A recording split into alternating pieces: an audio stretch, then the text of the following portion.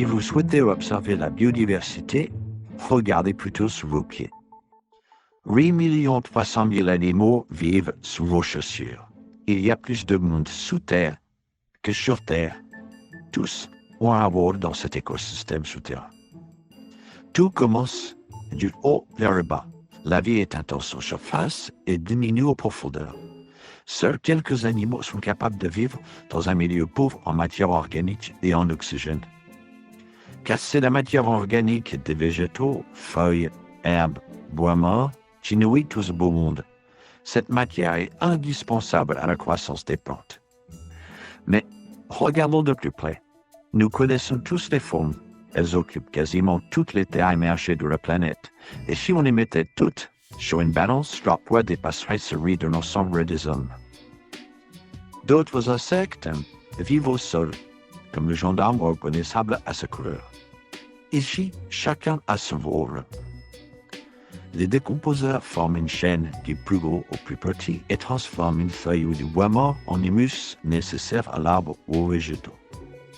Commençons par les plus gros. Les cloportes, petits crustacés dans la famille des crabes, se nourrissent de débris végétaux qu'ils découpent en plus petits morceaux.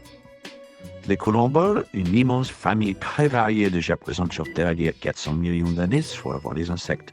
Ces champions du monde en saut en longueur sont gourmands et mangent les végétaux, des bactéries, des champignons dans les premiers centimètres du sol.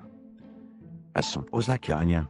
Ces minuscules animaux proches de la famille des araignées sont particulièrement utiles dans le sol.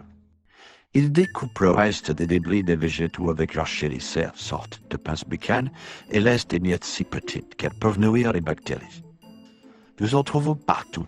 Ce sont eux qui aident à former la croûte de nos fromages et certaines, comme le tribinium, sont prédatrices. Beaucoup plus grosses, voire énormes, les larves de diptères ou de coléoptères, comme cette citrouenne dorée, se nourrissent de bois mort dans le sol. Passons maintenant à un autre règne, les champignons. Ils sont indispensables aux arbres et aux plantes. La partie visible que vous ramassez en forêt n'est rien par rapport à ce qui vit dans le sol. Cela fait partie des plus grands organismes vivants sur Terre. Il faut savoir que 2500 km de fil de champignons poussent sous vos pieds. Ce mycélium invisible se connecte aux racines des plantes. Il peut se développer autour de la racine comme une petite pelote, ou la pénétrer pour échanger les sels minéraux et l'eau du sol contre la sève de la plante.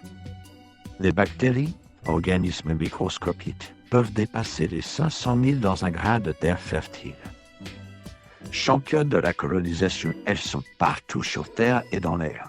Elles finissent le travail de décomposition de la matière organique et laissent dans le sol du dioxyde de carbone et des nitrates, éléments indispensables à la croissance des plantes. Nous ne pouvons pas finir sans évoquer les vers du sol.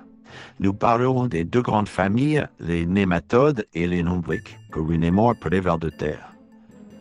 50 nématodes vivent sous vos baskets.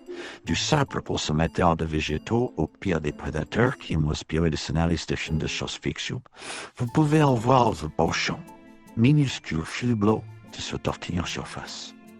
Quant aux vers de terre, ils remontent entre 10 et 15 tonnes de terre à l'hectare chaque année.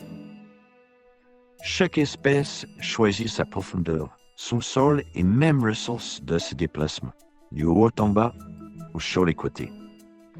Voilà. Vous avez compris que pour faire un safari incroyable, pas besoin de prendre l'avion pour traverser la planète.